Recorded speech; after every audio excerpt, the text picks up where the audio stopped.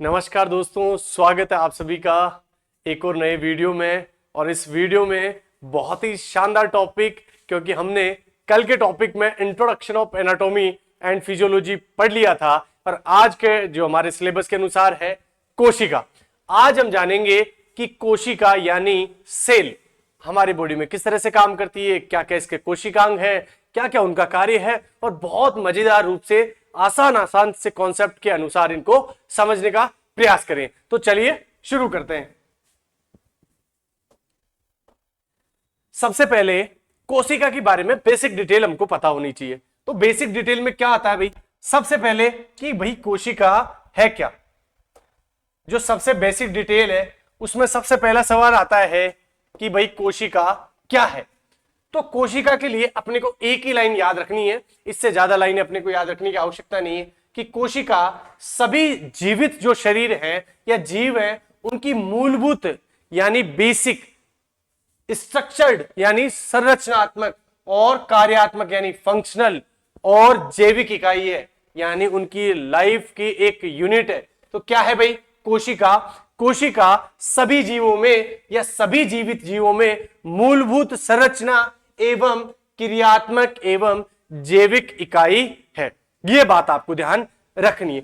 परिभाषा के बाद में हम जब आगे बढ़ते हैं तो हमारे सामने इसकी कुछ विशेषताओं की बात आती है कि आपकी सेल की क्या क्या विशेषता है। सबसे पहले जो एक सेल है यानी कोशिका का जो जीवन है वो क्या है भाई? हमारे जीवन की एक आनुवंशिक इकाई होती है, यानी सेल बहुत छोटी होती है, एक सेल से दूसरी सेल का जन्म होता है, इसी वजह से है कोशिका जीवन की आनुवंशिक इकाई होती है। यानी कोशिका हमारे जीवन की आनुवंशिक यानी जेनेटिक एक यूनिट होती।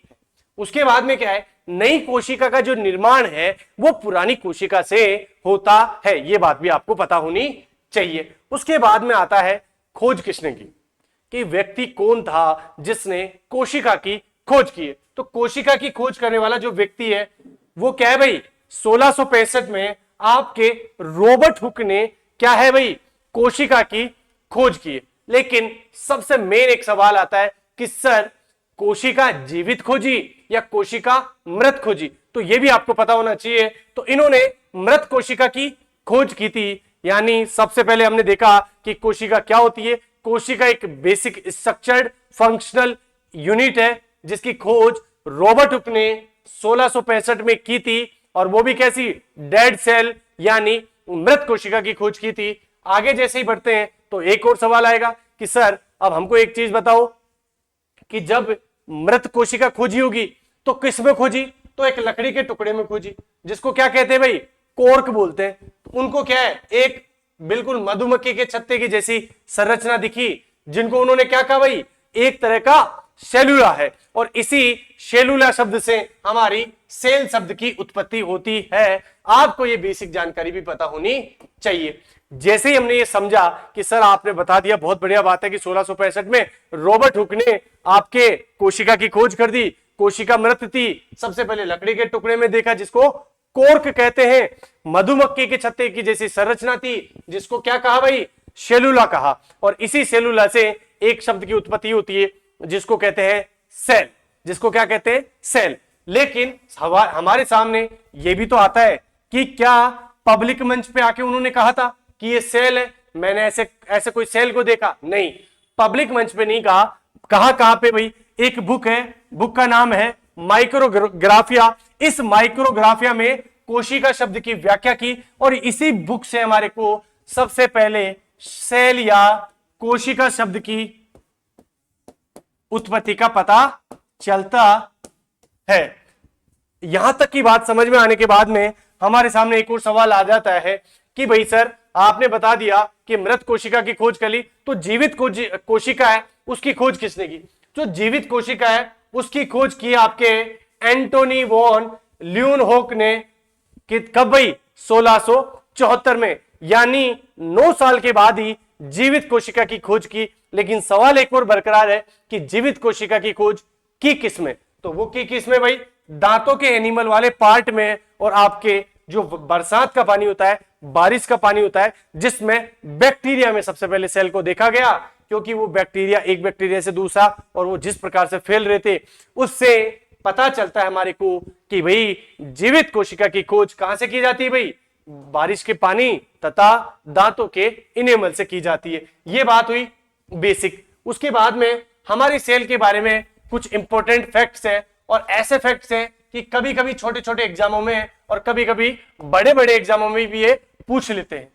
सबसे पहले सवाल आता है कि सबसे छोटी कोशिका कौन सी है, यानी ना तो मानव शरीर की बात कर रहा है ना संसार में, ये क्या कह रहा है संसार में सबसे छोटी सेल कौन सी है, तो उसका नाम है माइक्रोप्लाज्मा गैलीसेप्टिया। ये बात भी आपको ध्यान रखनी है कि माइक्रोप्लाज्मा गैलीसेप्टिया पूरे विश्व में या पूरी चीजों में सबसे छोटी सेल है। तो फिर सभी चीजों में सबसे बड़ी सेल कौन सी है, तो वो भी आपको पता होना चाहिए कि जो सबसे बड़ी जो सेल है वो है भाई आपका शुतुरमुर्ग का अंडा। ये शुतुरमुर्ग का अंडा भाई साहब जितने भी संसार की जो भी जीवित सेल है उनमें सबसे बड़ी सेल है।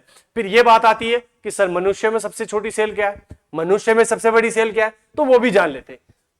सबसे लंबी कोशिका की बात करें तो आपको पता है कि तंत्रिका कोशिका है, लेकिन बात करें मानव शरीर में सबसे छोटी कोशिका तो आपका जो एक शुक्राणु होता है, शुक्राणु एक सेल होती है जिसको कहते हैं स्पर्म सेल, जो सिर्फ और सिर्फ पुरुषों में पाई जाती है, वो क्या है भाई, वो आपकी सबसे छोटी सेल है। तो सर सबसे बड़ी सेल मानव में कौन सी है, तो मानव शरीर में सबसे बड़ी सेल है वो है अंडाणु।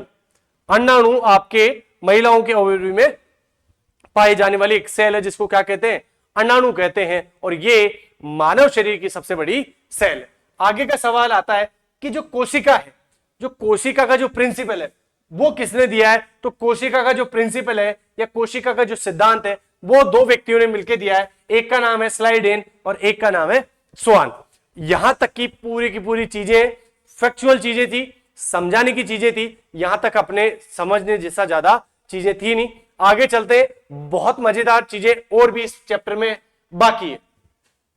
उसके बाद में एक सवाल आता है कि सर आपने कोशिका का परिचय बताया, वेरी गुड, आपने बता दिया कि खोज किसने की, जीवित हो मृत्यु हो, आपने इंपॉर्टेंट फैक्ट्स भी बता दिए, लेकिन लगे हाथ सर आप हमको टाइप ऑफ सेल भी बता दोगे तो हम जीवन भर नहीं भूलेंगे। तो ये भी आप लोग पढ़ लो कि भाई जो आपकी कोशिका है वो कितने प्रकार की होती है भाई, दो प्रकार की होती है। एक कौन सी भाई, आपकी यूकेरियोटिक कोशिकाएं, एक क्या होती है भाई यूकेरियोटिक कोशिकाएं, और एक आपकी प्रोकैरियोटिक कोशिकाएं। इस प्रकार से ये दो कोशिकाएं होती है, लेकिन इन दोनों में अंतर आपको पता होना चाहिए कि जो आपकी यूकेरियोटिक जो सेल्स होती है ये क्या होती है भाई, इनमें एक तो केंद्रक होता है, इनमें केंद्रक झिल्ली भी होती है, और ये ज्यादा डेवलप्ड होती है, यानी मतलब ज्यादा विकसित होती है, और ये एक कोशिकीय और बहुकोशिकीय हो सकती है।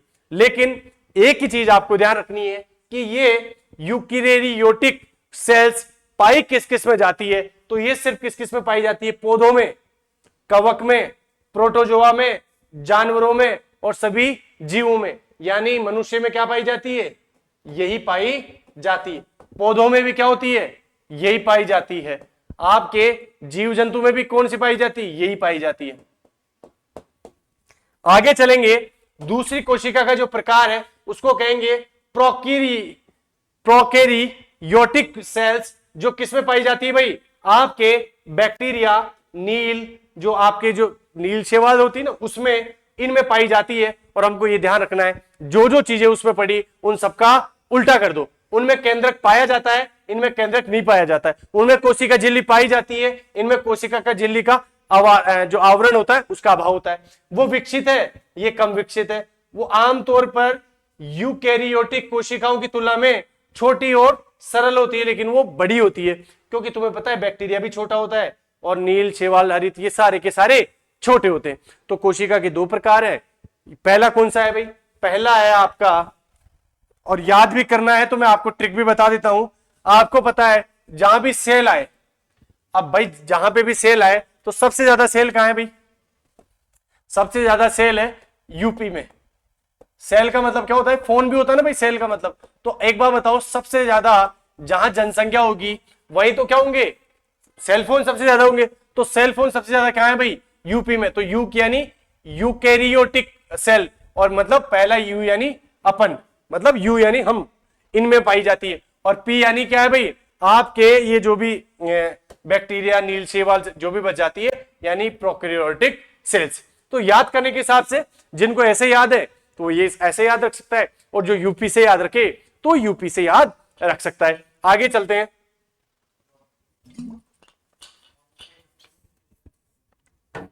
आगे चलते हैं। अब हमारे सामने है कि जो मानव शरीर की जो सेल होती है सर, वो होती कैसी है? तो ये जो मानव शरीर की सेल है भाई, ये ऐसी सेल होती है। ये इसका यहां से लेकर एक हिस्सा काटा हुआ है, उसमें दिखाया हुआ है कि देखो, सबसे पहले इस तरह का क्या होता है, राइबोसोम होते हैं। ये क्या होता है, माइक्रो ट्यूब्यूल्स होते हैं। ये क्या है भाई, सेंट्रियोल्स होते हैं। ये साइटोप्लाज्म होता है। ये क्या होता है भाई, माइक्रोविली होता है। ये गोल्जी कॉम्प्लेक्स है। फिर ये प्लाज्मा मेम्ब्रेन है, ये बाहर वाली। उसके बाद में ये वाली जो संरचना है, इसको बोलते हैं रफ एंडोप्लाज्मिक रेटिकुलम। और ये कौन सी है, स्मूथ एंडोप्लाज्मिक रेटिकुलम। जो इस तरह कैप्सूल की जो संरचना है, उसको कहते हैं माइटोकॉन्ड्रिया। और ये जो बीच ही बीच में है, इसको बोलते हैं न्यूक्लियोई। उसके बाद में ये जो बीच वाला जो ये जो इस तरह का है ग्रीन ग्रीन सा, इसको बोलते हैं लाइसोजाइम। उसके बाद में ये जो ब्लू कलर का है, इनको बोलते हैं वैक्यूल्स। और जो ये बीच ही बीच का है, इसको बोलते हैं न्यूक्लियस। इस प्रकार से ये कोशिका है और ये न्यूक्लियर मेम्ब्रेन, इसका मतलब ये जो चारों तरफ का जो आवरण है, इसको कहते हैं न्यूक्लियर मेम्ब्रेन।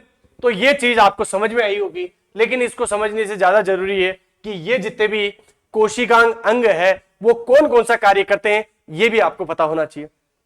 लेकिन मैंने आप लोगों को बताया कि कोशिका दो प्रकार की होती है, लेकिन अब मैं अपने स्पोर्ट्स में जो काम में आने वाली कोशिकाओं की बात करूंगा, और साथ ही मैं ऐसा एक उसकी बात करूंगा फैक्ट्स की, जो आपने बहुत कम सुना होगा, और सुना भी होगा तो उसको स्ट्रक्चर्ड वे में एक बहुत अच्छे व्यवस्थित रूप से आपने समझा नहीं होगा। हम बात करते हैं किसकी, मानव शरीर में जितने भी कोशिका के प्रकार हैं उनकी बात करते हैं। अब मानव शरीर में कई प्रकार की कोशिकाएं पाई जाती है भाई। आपने पूरे ओवरऑल दो प्रकार की कोशिकाएं पढ़ ली, यूपी यूकेरियोटिक कोशिका और प्रोकैरियोटिक कोशिका, ये दो प्रकार की कोशिका पढ़ ली। लेकिन मानव जो सेल्स है, उनका वर्गीकरण हमने नहीं किया था, अब वो भी हम देख लेते हैं। सबसे पहली है ब्लड सेल्स। तो आपको पता होना चाहिए कि रक्त की कोशिकाएं या ब्लड सेल कितनी होती है, 3। सबसे पहले आरबीसी, जिसको आप बोलते हो रेड ब्लड सेल्स। दूसरी होती है डब्ल्यूबीसी, व्हाइट ब्लड सेल्स। और तीसरी होती है प्लेटलेट्स। और इनके साइंटिफिक नेम भी आपको याद होने चाहिए कि किसको विषाणु कहते हैं, किसको थ्रोम्बोसिस कहते हैं। ये सारी की सारी चीजें आपको भी याद होनी चाहिए। उसके बाद में अगली सेल होती है स्टेम सेल। क्या होती है स्टेम सेल? स्टेम सेल एक ऐसी प्रकार की सेल होती है जो शरीर में कहीं अलग अलग प्रकार की कोशिकाओं में क्या हो जाती है, विकसित हो जाती है। स्टेम सेल का उपयोग क्षतिग्रस्त ऊतकों की मरम्मत के लिए भी किया जा सकता है। भ्रूण स्टेम कोशिकाएं और वयस्क स्टेम कोशिकाएं, दो प्रकार की स्टेम सेल होती है। जिस प्रकार से क्या हो गया भाई, ब्लड सेल कितनी होती है, 3। स्टेम सेल कितनी होती है, 2। एक तो क्या हो गया, भ्रूण आपकी एक कोशिकाएं, और एक वयस्क आपकी स्टेम सेल कोशिकाएं। उसके बाद में जो तीसरे प्रकार की मांसपेशियां हैं, या जो तीसरे प्रकार की जो सेल है, उसका प्रकार है मसल सेल। मसल सेल या मांसपेशीय कोशिका, आपको पता है उसको क्या कहते हैं भाई, मायोसाइट कहते हैं। मायोसाइट का मतलब क्या होता है, मांसपेशी जो कहां से रिलेटेड करती है, मसल या मांसपेशियों से रिलेटेड करती है। आगे चलते हैं, चौथी प्रकार की मानव कोशिकाओं में अपन पढ़ेंगे तंत्रिका कोशिका या फिर न्यूरॉन सेल्स। न्यूरॉन सेल कितनी प्रकार की होती है, एक प्रकार की, और इसको क्या कहते हैं, न्यूरोसाइटोन कहते हैं। तो आपको पता होना चाहिए कि न्यूरोसाइटोन सेल कहां की है भाई, तंत्रिका कोशिकाओं की है। उसके बाद आगे चलेंगे, अस्थि कोशिकाएं कहां की है, यानी जो आपकी बोन सेल कितनी होती है, तो बोन सेल प्रमुख रूप से 3 होती है, ओस्टियोब्लास्ट, ओस्टियोक्लास्ट और ओस्टियोसाइट। और जब मैं आपको स्केलेटन सिस्टम पढ़ाऊंगा तब इन तीनों को और खोल के भी बताऊंगा कि ओस्टियोब्लास्ट यानी क्या होता है। ओस्टियोब्लास्ट यानी होता है नई उनका बनना, और क्लास्ट यानी खत्म होना, यानी आपकी जब हड्डी बड़ी हो जाती है तो धीरे धीरे से उसका टूटना। और ओस्टियोसाइट एक प्रकार की मैच्योर या एक प्रकार की परिपक्व जो आपकी हड्डी की कोशिका होती है उसको कहते हैं। उसके बाद में त्वचा कोशिका, त्वचा कोशिका को अपन क्या कहते हैं भाई, एक तो कैरेटिन साइट्स, एक है मेलानोसाइट्स, एक है लैंगरहैंस कोशिकाएं और एक है मर्केल सेल। इस प्रकार की 4 कोशिकाएं क्या है भाई, आपकी स्किन सेल की भूमिका निभाती है। सबसे पहले केराटिन साइट, उसके बाद में आपकी मेलानोसाइट, उसके बाद में लैंगरहैंस सेल्स और उसके बाद में मर्केल सेल। आपसे एग्जाम में पूछेगा और तब ये क्लास आप लोगों को जरूर याद आएगी। आपके first grade, second grade, third grade, net, कोई सा भी पेपर हो, क्वेश्चन आएगा सिंपल सा बना हुआ, मर्केल सेल किस प्रकार की कोशिकाएं हैं, या मर्केल सेल या मर्केल कोशिकाएं किस प्रकार की सेल है, ये कहां पाई जाती है। जब पता चलेगा कि सर ये तो आपकी क्लास से सीधा सीधा पूछ लिया, आपने कहा था त्वचा की सेल 4 प्रकार की होती है, आपके केराटिनोसाइट, आपके मेलानोसाइट्स, लैंगरहैंस कोशिका और आपकी मर्केल कोशिका। तो अपने को ध्यान से क्लास देखनी है, एक बार समझ में नहीं आए 2 बार देखनी है, 10 बार देखनी है, आपके कोई पैसा नहीं लग रहा, आप आराम से घर बैठे जब तक टॉपिक नहीं आता समझ में आप लोग देख सकते हो। उसके बाद में अगली है भाई आपकी स्पर्म सेल। स्पर्म सेल को बोलते हैं शुक्राणु कोशिकाएं, और ये हमारे शरीर में क्या होती है भाई, शुक्राणु कोशिकाओं को अपन कहते हैं स्पर्मेटोजून। क्या बोलते हैं भाई, स्पर्मेटोजून भी कहते हैं, और इनको कहते हैं गैमेट सेल। अगर कोई बात करे गैमेट सेल, वो भी क्या है भाई, शुक्राणु कोशिका। अगर कोई कहे इनको स्पर्मेटोजून, तो भी किसकी बात हो रही है, आपकी शुक्राणु कोशिकाओं की बात हो रही है। आगे चलेंगे, आगे कोशिकाएं हैं मादा, यानी आपकी जो फीमेल्स की जो अंडाणु सेल्स है, ओवरी सेल्स है, उनकी बात करते हैं, और उनको कहते हैं जर्म सेल। उनको क्या कहते हैं, जर्म सेल, या उनको कहते हैं सोमेटिक सेल, या फिर उनको कहते हैं गैमेट सेल। गैमेट सेल वो सेल होती है जब 2 कोशिकाएं आपस में मिलती है, तब जाके एक गैमेट सेल का निर्माण होता है। आई होप आपको समझ में आया होगा। आगे चलते हैं, और आगे चलते हैं किस कोशिकाओं की तरफ, वसा कोशिकाओं की तरफ, यानी आपके फैटी सेल्स की तरफ चलते हैं। और फैट सेल्स का नाम है भाई एडिपोसाइट। अरे भाई एडिपोसाइट क्या है भाई, जो एडिपोज जो टिश्यू है जिसमें जो ज्यादा आप वसा लेते हो, तेल घी जो भी आप वसा युक्त जो पदार्थ लेते हो, वो जाके एडिपोसेल्स बनाता है, एडिपोसाइट बनाता है। और ये एडिपोसाइट ही बाद में एक टिश्यू का निर्माण करती है, एक ऊतक का निर्माण करती है। उस ऊतक का नाम क्या है भाई, एडिपोज। क्या नाम है भाइयों, एडिपोज इसका नाम है। अगली कोशिका का है क्या है भाई, अग्नाशय कोशिकाएं। जो भी आपकी अग्नाशय कोशिकाएं हैं, या जो आपकी पैनक्रियाटिक सेल्स है, उनका क्या है भाई, एसिनर सेल्स। पहली कोशिका क्या है, एसिनर सेल, दूसरी है अल्फा सेल, तीसरी है बीटा सेल, चौथी है डेल्टा सेल। और आपको पता होना चाहिए इनमें से ग्लूकोगोन कौन बनाती है, इनमें से इंसुलिन कौन सी बनाती है। और एग्जाम में कई बार पूछा हुआ है कि कौन सी प्रकार की अग्नाशय कोशिकाएं इंसुलिन का निर्माण करती है, और आंसर क्या हो जाएगा, आंसर हो जाएगा बीटा कोशिकाएं। अगर पूछे कि कौन सी कोशिकाएं, कौन सी अग्नाशय कोशिकाएं आपके ग्लूकोगोन हार्मोन बनाती है, तो भी आपको पता होना चाहिए उसका नाम है अल्फा कोशिकाएं। और जो डेल्टा कोशिकाएं हैं आपके अल्फा और बीटा दोनों को क्या करती है, रेगुलेट करती है, यह भी आपको पता होना चाहिए। अगली है कैंसर सेल। आपको भी पता है कि मानव शरीर में कोई सी भी जगह हो कैंसर उत्पन्न हो सकता है, मानव शरीर में कोई सी भी जगह हो कैंसर उत्पन्न हो सकता है, तो अपने को कैंसर सेल के बारे में पता होना चाहिए।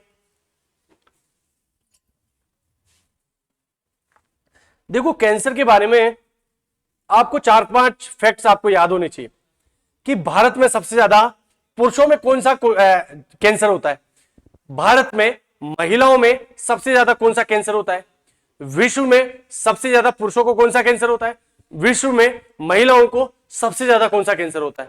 फिर मैं ये पूछूंगा पूरे वर्ल्ड में कौन सा कैंसर सबसे ज्यादा खतरनाक है डेथ होने के मामले में, और कौन सा जो कैंसर है वो खतरनाक है स्प्रेड होने के मामले में, या ज्यादा लोगों में पाया जाता है। तो ये डाटा भी आपको याद होना चाहिए।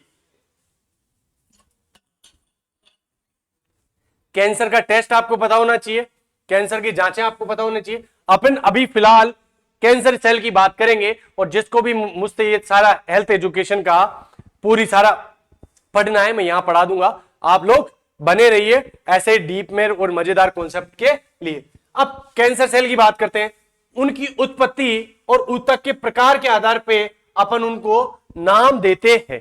कैंसर सेल को उनकी उत्पत्ति कहां हुई है, अगर उनकी उत्पत्ति लिवर में हुई है तो कौन सा है भाई, हेप्टिक लिवर है, यानी हमारे लिवर का कैंसर है। किसी को लंग का कैंसर है तो पल्मोनरी कैंसर, या किसी भी त्वचा का कैंसर है, तो मतलब अलग अलग टिश्यू और अलग अलग जगह के आधार पर कैंसर की जो सेल्स है उनके भी नाम अलग अलग हो सकते हैं। जैसे एक सेल जो एक कैंसर का नाम है भाई, एक कैंसर का नाम है कार्सिनोमा, एक कैंसर का नाम है सार्कोमा, एक कैंसर का नाम है ल्यूकेमिया, एक कैंसर का नाम है लिम्फोमा, एक कैंसर का नाम है मायोलोमा। अब आपको पता होना चाहिए कि कार्सिनोमा कहां होता है, सार्कोमा कैंसर कहां होता है, ल्यूकेमिया कहां होता है, आपके लिम्फोमा कहां होता है, और आपको मायोलोमा कहां होता है। और आज के क्लास में ये पांचों सवाल मैं कमेंट बॉक्स में आप लोगों को देखूंगा कि कौन सा बच्चा इनको ढूंढ के जान के, या जिसको भी आता है इन पांचों को मेरे को लिखेगा नीचे कि सर मायोलोम कहां का कैंसर है, सार्कोम कैंसर कहां का कैंसर है, ल्यूकेमिया कहां का कैंसर है। फिर बात करते हैं लीवर सेल, यानी यकृत की कौन कौन सी कोशिकाएं हैं। यकृत की जो कोशिकाएं हैं उनके नाम भी मैं बता देता हूं आपको। सबसे पहले हेपेटोसाइट और कूफर सेल, और तीसरी है आपके कोलेंजियोसाइट। तो तीन प्रकार की सेल अपन ने कहा पढ़ी है भाई, आपके लीवर में पढ़ी है। आई होप जो आपने मानव की जितनी भी कोशिकाएं अपन ने देखी है वो आपको याद हुई होगी। अब अपन कोशिकांगों की बात करते हैं। किसकी बात करेंगे, कोशिका के अंगों की बात करेंगे, यानी सेल ऑर्गन की बात करेंगे। किसकी बात करेंगे भाई, सेल ऑर्गन की बात अपन आज करने वाले। अब क्या होता है सेल ऑर्गन, हमारे शरीर में कई प्रकार के अंग पाए जाते हैं। वो अंग कहां से बने हुए होते हैं, वो टिश्यू से बने होते हैं। टिश्यू किससे बने होते हैं, वो सेल से बने होते हैं। और सेल किससे बनी होती है, सेल सेल के ऑर्गन से बनी होती है। और सेल के ऑर्गन किससे बने होते हैं, छोटे छोटे पदार्थों से मिलकर बने होते हैं। तो उन्हीं सेल ऑर्गन के बारे में आज हम पढ़ेंगे। सबसे पहला जो सेल ऑर्गन है, इसमें अपने को तीन चीज पढ़नी है। देखो, सबसे पहले सेल ऑर्गन और उसका कार्य, हालांकि मैं इसको डीप में पढ़ाऊंगा। सबसे पहले सेल मेम्ब्रेन, अपन ने किसकी बात करेंगे, सबसे पहले भाई सेल मेम्ब्रेन की बात करेंगे। और सेल मेम्ब्रेन क्या होती है अभी अपन शुरू करते हैं। सबसे पहले क्या है, कोशिका झिल्ली। झिल्ली एक प्रकार की थैली है जो क्या करती है, कोशिका की एक रक्षा करती है। अरे भाई, जिस प्रकार से कोई थैली आवरण नहीं हो रहा, जैसे एक थैली है और थैले में कई सारे पदार्थ, एक थैली है, थैली में पानी है और पानी में 10 प्रकार की जड़ी बूटियां, धनिया पत्ते, नींबू के पत्ते, बहुत सारी चीजें गिरी हुई है। ये थैली क्या है, कोशिका है। और जो थैली का जो बाहर वाला जो कवर है वो क्या है भाई, सेल मेम्ब्रेन है।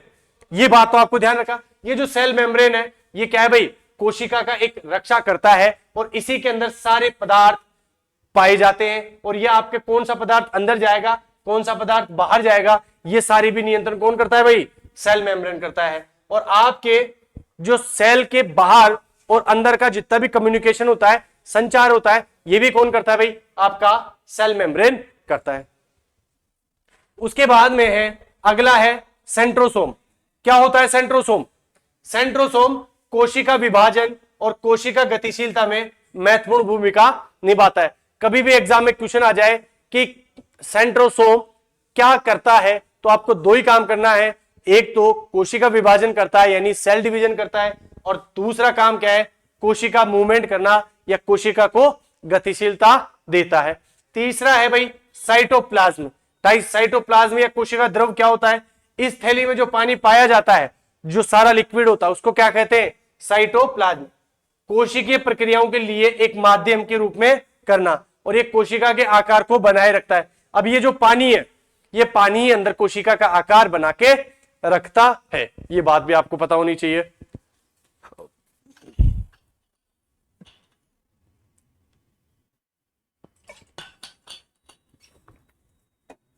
आगे चलते हैं भाई। अगला अपने सामने है एंडोप्लाज्मिक रेटिकुलम क्या होता है। एंडोप्लाज्मिक रेटिकुलम का काम क्या है? प्रोटीन और लिपिड, यानी आपके प्रोटीन और वसा का क्या करना है? संश्लेषण करना है, प्रसंस्करण करना है और परिवहन करना है, यानी लिपिड्स और फैट्स का सिंथेसाइज करना है, प्रोसेस करना और ट्रांसपोर्ट करना है। ये काम किसका है भाई? आपके एंडोप्लाज्मिक रेटिकुलम का है। उसके बाद में आपका राइबोसोम क्या करता है? यह आपका प्रोटीन को सिंथेसिस करता है। उसके बाद में गोल्जी बॉडीज क्या करती है? आपका वो भी है क्या करती है? प्रोटीन और लिपिड को क्या करती है? पैकेजिंग करती है, ट्रांसपोर्ट करती है और उनको प्रोटेक्ट करती है और प्रसंस्करण यानी प्रोसेस करती है। किसका भाई? आपके प्रोटीन और लिपिड का, यानी एंडोप्लाज्मिक रेटिकुलम और गोल्जी बॉडी का काम हल्का हल्का सा समान ही है। आगे चलेंगे तो आगे है लाइसोसोम। लाइसोसोम क्या होता है? ये आपके कोशिका के जितने भी अपशिष्ट जितने भी पदार्थ होता है उनको ये निपटान करता है और क्या करता है? रिसाइकलिंग करता है, यानी पुनर्चक्रण के केंद्र के रूप में भी ये काम करता है। यानी कोशिका से अवशिष्ट पदार्थ हटाने का कार्य कौन करता है? लाइसोजाइम। इसमें एक प्रकार की क्या है भाई? ये सुसाइडियल बैग होता है, तो ये क्या है? फट जाता है। जहां पे भी इसको लगता है कि कोशिका गलत कार्य कर रही है, बेकार हो गई है, तो ये पूरी की पूरी कोशिका को नष्ट कर देता है। आगे चलेंगे, अगला है कोशिका का सबसे महत्वपूर्ण अंग जिसको कहते हैं आपके माइटोकॉन्ड्रिया, और इसको क्या कहते हैं? कोशिका का पावर हाउस भी कहते हैं। और इसका क्या है? इसका काम है ऊर्जा का उत्पादन करना, इसका काम है आपके मेटाबॉलिज्म को बनाए रखना, और इसका एक महत्वपूर्ण काम क्या है? Programmed cell death.